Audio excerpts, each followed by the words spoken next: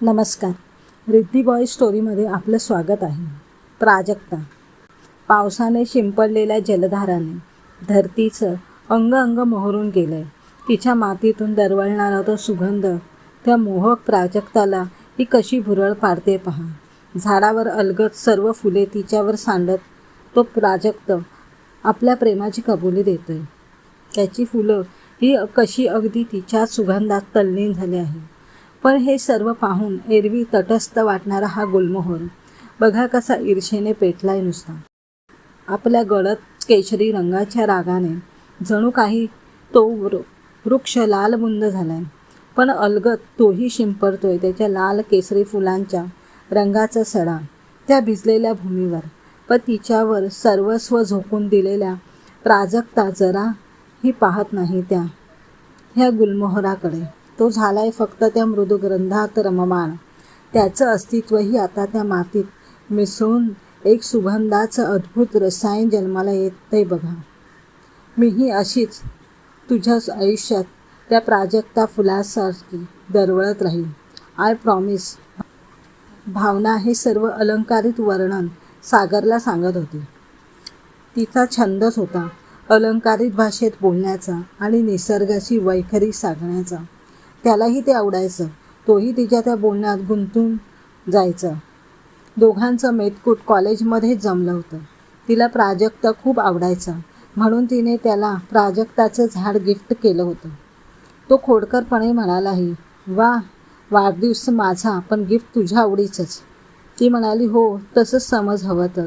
नाहीतरी पुढच्या महिन्यात मी येणार आहे तुझ्या घरी कायमची राहायला आणि तेव्हा हा प्राजक्त रोज फुलांचा सडा घालील आपल्या अंगणात आणि तू माझ्यासाठी वेचून आणत जा ती फुलं.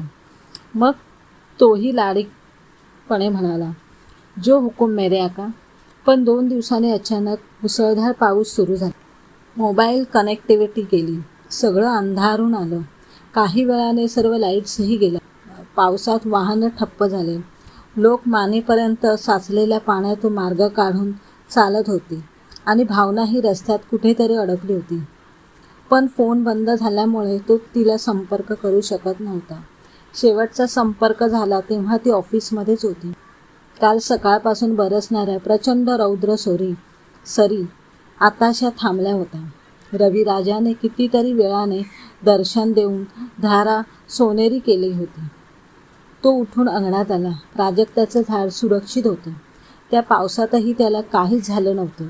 सागर तो पारिजात पाहून सुखावला आणि मनात विचार केला, ह्या इतक्या पावसातही भावनाने ह्या झाडाचाच विचार केला असणार.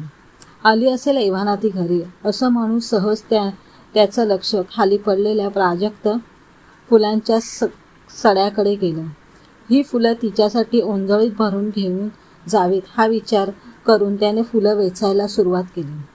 फुलांनी ओंजळ भरून गेली आणि पावलं भावनाच्या घराकडे निघाले.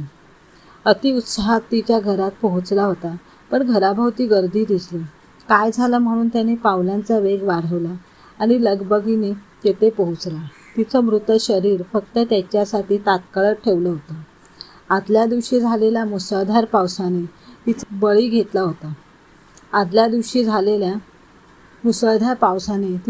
घेतला होता. एका झाकण नसलेल्या गटारात तिचा पाय अडकून तिचा देह त्यात बुडाला. जेव्हा पाणी ओसरलं तेव्हा तो मृतदेह त्या गटारात अडकलेल्या काही माणसांना मिळाला होता. तो हे सारं ऐकून आणि पाहून जागीच खिळून राहिला. फुलांनी भरलेली प्राजक्ताची ओंजळ तिच्या पार्थिवावर रीती केली आणि डोळ्यातले अश्रू तसेच गोठवून तिथून कुणाशीही न बोलता निघाला. अचानक विजांचा कडकडाट झाला आणि त्याचे भूतकाळात बंद डोळ्याने डोकावणारे मन भानावर आले. तो तसाच हताश होऊन त्याच गुलमोहराच्या बुंध्याजवळ बसला होता. भावनाच्या आठवणीत हरवला होता. मनात विचार करू लागला, आजचा पाऊस तिचीच आठवण घेऊन आलाय. तिलाही खूप आवडायचं पावसात भिजायला, त्या धुंद होऊन नाचायला. पण ह्या प्रचंड कोसळणाऱ्या पावसाने तिला कायमचं माझ्यापासून दूर केलं.